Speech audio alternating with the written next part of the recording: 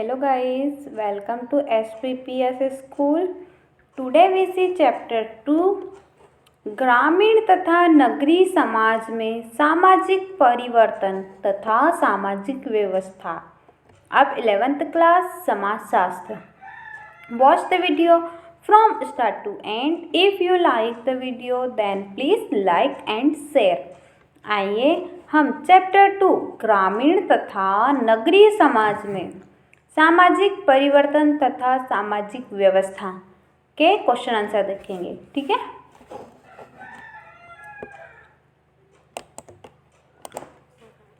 Question number first देखेंगे। क्या आप इस बात से सहमत हैं कि तीव्र सामाजिक परिवर्तन मनुष्य के इतिहास में तुलनात्मक रूप से नवीन घटना है? अपने उत्तर के लिए कारण दे। ठीक है, इसका आंसर देखेंगे। यह अनुमान लगाया जाता है कि मानव जाति का पृथ्वी पर अस्तित्व तक करीबन 5 लाख वर्षों से है। ठीक है, 5 लाख वर्षों से है, परंतु उसकी सभ्यता का अस्तित्व मात्र 6000 वर्षों से ही माना जाता है रहा है।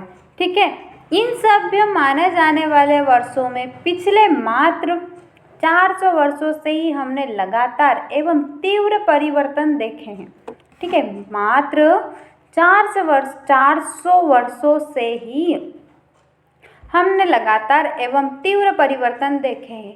इन परिवर्तनशील वर्षों में भी इनके परिवर्तन में तेजी मात्रा पिछले 100 वर्षों में आई है।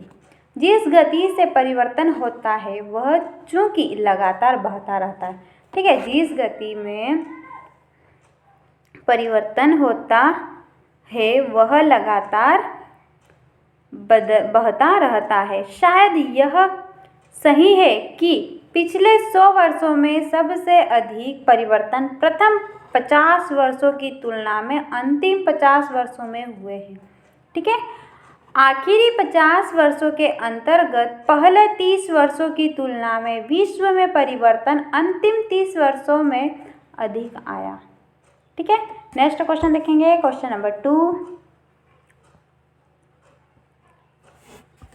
सामाजिक परिवर्तन को अन्य परिवर्तनों से किस प्रकार अलग किया जा सकता है? क्वेश्चन क्या है? सामाजिक परिवर्तनों को अन्य परिवर्तनों से किस प्रकार अलग किया जा सकता है? ठीक है, इसका आंसर देखेंगे। सामाजिक परिवर्तन एक सामान्य अवधारणा है जिसका प्रयोग किसी भी परिवर्तन के लिए किया जा सकता है जो अन्य अवधारणा द्वारा परिभाषित नहीं किया जा सकता, जैसे आर्थिक अथवा राजनीतिक परिवर्तन।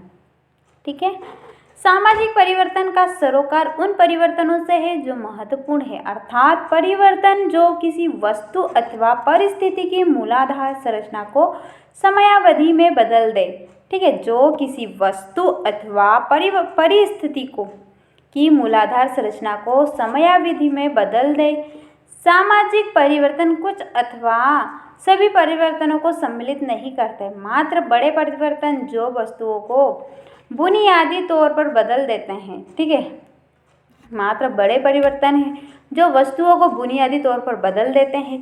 सामाजिक परिवर्तन एक विस्तृत शब्द है। सामाजिक परिवर्तन एक विस्तृत शब्द है। इसे और विशेष बनाने के लिए स्रोतों अथवा कारकों को अधिकतम वर्गीकृत करने की कोशिश की जाती है।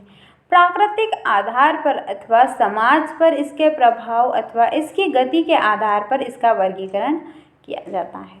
ठीक है, नेक्स्ट क्वेश्चन देखेंगे। क्वेश्चन नंबर 3,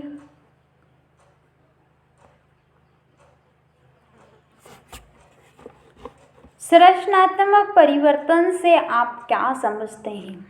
पुस्तक से अलग उदाहरणों द्वारा स्पष्ट कीजिए। ठीक है, संरचनात्मक परिवर्तन से आप क्या समझते हैं? उदाहरणों से अलग पुस्तक से अलग उदाहरणों द्वारा स्पष्ट कीजिए। ठीक है, इसका आंसर देखेंगे। संरचनात्मक परिवर्तन समाज की संरचना में परिवर्तन को दिखाता है, साथ साथ सामाजिक संस्थाओं अथवा नियमों के परिवर्तन को दिखाता है। ठीक है, जो संरचनात्मक परिवर्तन होता है वो समाज की संरचना में परिवर्तन दिखाता है और साथ साथ सामाजिक संस्थाओं अथवा नियमों के परिवर्तन को दिखाता है जिसमें इन संस्थाओं को चलाया जाता है। उदाहरण के लिए देखेंगे कागजी रुपयों का मुद्रा के रूप में प्रादुर्भाव वित्तीय संस्थाओं द्वारा लेन देन में बड़ा भारी परिवर्तन लेकर आया है। इस परिवर्तन के पहले मुख्य रूप से सोने चांदी के रूप में मूल्यवान धातुओं का प्रयोग मुद्रा के रूप में होता था। ठीक है, सिक्के की कीमत उसमें पाए जाने वाले सोने अथवा चांदी से मापी जाती है। ठीक है, सोने की कीमत उसमें पाए जाने वाले सोने अथवा चांदी से मापी जाती थी। इसके विपरीत कागजी नोट की कीमत का उस लागत से कोई संबंध नहीं होता है जिस पर वह छापा जाता था और न ही उसकी छपाई से।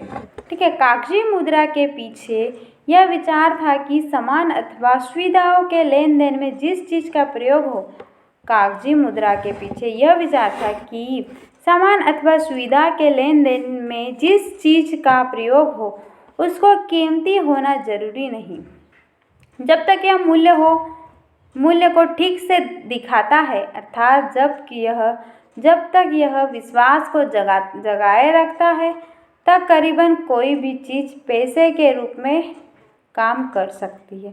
ठीक है,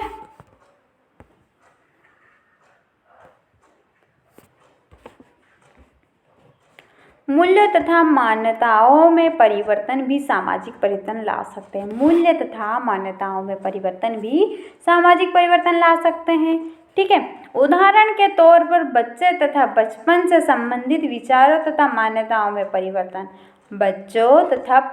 बचपन से संबंधित विचारों तथा मान्यताओं में परिवर्तन अत्यंत महत्वपूर्ण प्रकार के सामाजिक परिवर्तन में सहायक सिद्ध हुआ है। एक समय था जब बच्चों को साधारण आवश्यक समझा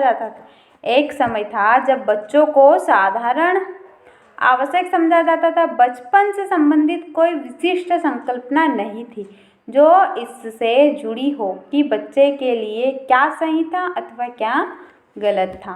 ठीक है, नेक्स्ट क्वेश्चन देखेंगे, क्वेश्चन नंबर 4। पर्यावरण संबंधित कुछ सामाजिक परिवर्तनों के बारे में बताइए। ठीक है, इसका आंसर देखेंगे। प्रकृति, पारिस्थितिकी तथा भौतिक पर्यावरण को समाज की संरचना तथा स्वरूप पर महत्वपूर्ण प्रभाव हमेशा से रहा है। विगत समय में संदर्भ में यह विशेष रूप से सही है। विगत समय के संदर्भ में यह विशेष रूप से सही है जब मनुष्य प्रकृति के प्रभावों को सोचने अथवा झेलने में अक्षम था। उदाहरण के लिए मरुस्थलीय वातावरण में रहने वाले लोगों के लिए एक स्थान पर रहकर कृषि करना संभव नहीं था। ठीक है, उदाहरण के लिए देखेंगे कि मरुस्थलीय वातावरण में रहने वाले लोगों के लिए एक स्थान पर रहकर कृषि करना संभव नहीं था, जैसे मैदानी भागों अथवा नदियों के किनारे इत्यादि। ठीक है, अतः जिस प्रकार का भोजन वे करते थे अथवा वो कपड़े पहनते थे, जिस प्रकार आजीविका चलाते थे तथा सामाजिक अन्योन्य क्रिया, ये सब काफ़ी हद तक उनके पर्यावरण के भौतिक तथा जलवायु की स्थितियों से निर्धारित होता है। ठीक है, त्वरित तथा विध्वंसकारी घटनाएं जैसे भूकंप, ज्वालामुखी विस्फोट, बाढ़ अथवा ज्वार भाटीय तरंगे, जैसे कि दिसंबर 2004 में सुनामी की तरंगों से इंडोनेशिया, श्रीलंका, अंडमान द्वीप, तमिलनाडु के कुछ भाग इनकी चपेट में आए। ठीक है, समाज को पूर्ण रूपेण बदल कर रख देते हैं। ये बदलाव अपरिवर्तनीय होते हैं, अर्थात ये स्थायी होते हैं तथा चीज़ों को वापस अपनी पूर्व स्थिति में नहीं आने देते। ठीक है, प्राकृतिक आपदाओं के अनेकानेक उदाहरण इतिहास में देखने को मिल जाएंगे। प्राकृतिक विपदाओं के अनेक उदाहरण इतिहास में देखने को मिल जाएंगे जो समाज को पूर्ण रूपेण परिवर्तित कर देते हैं, अथवा पूर्णतः नष्ट कर देते हैं। परिवर्तन लाभ के लिए पर्यावरणीय तथा पारिस्थितिकीय कारकों का न केवल विनाशकारी होना अनिवार्य है, अपितु उसे सृजनात्मक भी होना अनिवार्य है। ठीक है, नेक्स्ट क्वेश्चन देखेंगे, क्वेश्चन नंबर 5।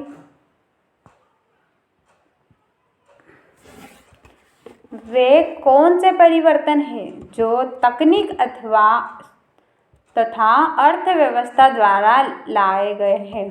ठीक है, वे कौन से परिवर्तन हैं जो तकनीक तथा अर्थव्यवस्था द्वारा लाए गए हैं? ठीक है, इसका आंसर देखेंगे।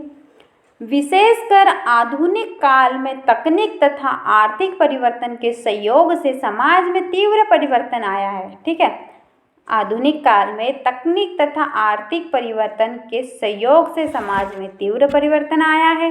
तकनीक समाज को कई प्रकार से प्रभावित करती है। यह हमारी मदद प्रकृति को विभिन्न तरीकों से नियंत्रित, उसके अनुरूप ढालने में अथवा दोहन करने में करती है।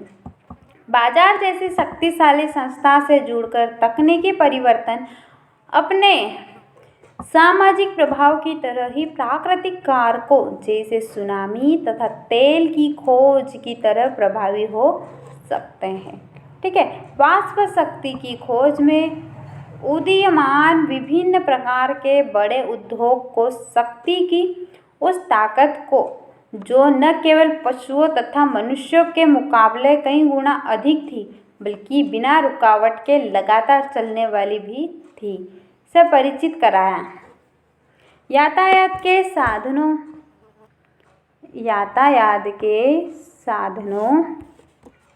जैसे वाष्प चलित जहाज, रेलगाड़ी ने दुनिया की अर्थव्यवस्था तथा सामाजिक भूगोल को बदलकर रख दिया। ठीक है, रेल ने उद्योग तथा व्यापार को अमेरिका महाद्वीप तथा पश्चिमी विस्तार को सक्षम किया। भारत में भी रेल परिवहन ने अर्थव्यवस्था को आकार देने में महत्वपूर्ण भूमिका निभाई। विशेषकर 1853 में भारत में आने से लेकर मुख्यतः प्रथम शब्दावली तक।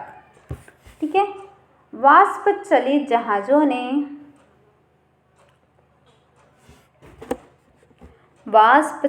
जहाज़ों ने समुद्री यातायात को अत्यधिक तीव्र तथा भरोसेमंद बनाया तथा इसमें अंतर्राष्ट्रीय व्यापार तथा प्रवास की गति को बदलकर रख दिया। दोनों परिवर्तनों ने विकास की विशाल लहर पैदा की, जिसने न केवल अर्थव्यवस्था को प्रभावित किया, अपितु विश्व समय के सामाजिक, सांस्कृतिक तथा जनसांख्यिकीय रूप को बदल दिया। कभी कभी तकनीक का सामाजिक प्रभाव पूर्वव्यापी भी होता है। तकनीक आविष्कार तथा खोज का कभी कभी तात्कालीन प्रभाव संकुचन होता है, जो देखने पर लगता है जैसे सुप्तावस्था में हो। बाद में होने वाले परिवर्तन आर्थिक संदर्भ में उसी खोज की सामाजिक महत्ता को एकदम बदल देते हैं तथा उसे ऐतिहासिक घटना के रूप में मान्यता देते हैं। इसका उदाहरण चीन में बारूद तथा कागज की खोज। ठीक है, इसका उदाहरण क्या है? चीन में बारूद तथा कागज की खोज, जिसका प्रभाव सदियों तक संकुचित रहा, जब तक कि उनका प्रयोग पश्चिमी यूरोप के आधुनिकीकरण के संदर्भ में नहीं हुआ। उसी बिंदु से दी गई परिस्थितियों का लाभ उठा बारूद द्वारा युद्ध की तकनीक में परिवर्तन तथा कागज की छपाई की क्रांति में समाज को हमेशा के लिए परिवर्तित कर दिया। ठीक है, क्वेश्चन नंबर 6 देखेंगे, सामाजिक व्यवस्था का क्या अर्थ है तथा इससे कैसे बनाए रखा जा सकता है? ठीक है, इसका आंसर देखेंगे। सामाजिक व्यवस्था सुस्थापित सामाजिक प्रणाली जो परिवर्तन को प्रतिरोध तथा उसे विनियमित करती है। सामाजिक व्यवस्था सामाजिक परिवर्तनों को रोकती है, हतोत्साहित करती है अथवा कम से कम नियंत्रित करती है। अपने आप को एक शक्तिशाली तथा प्रासंगिक सामाजिक व्यवस्था के रूप में सुव्यवस्थित करने के लिए प्रत्येक समाज को अपने आप को समय के साथ पुनः उत्थापित करना तथा उसके स्थायित्व को बनाए रखना पड़ता है। ठीक है, स्थायित्व के लिए आवश्यक है कि चीज़ें कमोबेश वैसी ही बनी रहे जैसी वे है, अर्थात व्यक्ति लगातार समाज के नियमों का पालन करता रहे, सामाजिक क्रियाएं एक ही प्रकार के परिणाम दे और साधारणतः व्यक्ति तथा संस्थाएं पूर्वानुमानित रूप में आचरण करें। ठीक है। समाज के शासक अथवा प्रभावशाली वर्ग अधिकांशतः सामाजिक परिवर्तन का प्रतिरोध करते हैं जो कि उनकी स्थिति को बदल सकते हैं क्योंकि स्थायित्व में उनका अपना हित होता है। वहीं दूसरी तरफ अधीनस्थ अथवा शोषित वर्गों का हित परिवर्तन में होता है। सामान्य स्थितियां अधिकांशतः अमीर तथा शक्तिशाली वर्गों की तरफ फदारी करती है। ठीक है, तथा वे परिवर्तन के प्रतिरोध में सफल होते हैं। ठीक है, नेक्स्ट क्वेश्चन देखेंगे। गांव, कस्बा तथा नगर एक दूसरे से किस प्रकार भिन्न है? गांव, कस्बा तथा नगर एक दूसरे से किस प्रकार भिन्न है? ठीक है, इसका आंसर देखेंगे। गांव ग्रामीण समुदाय की एक इकाई है जो ग्रामीण जीवन को कायम रखती है और इसके कार्यों से अलग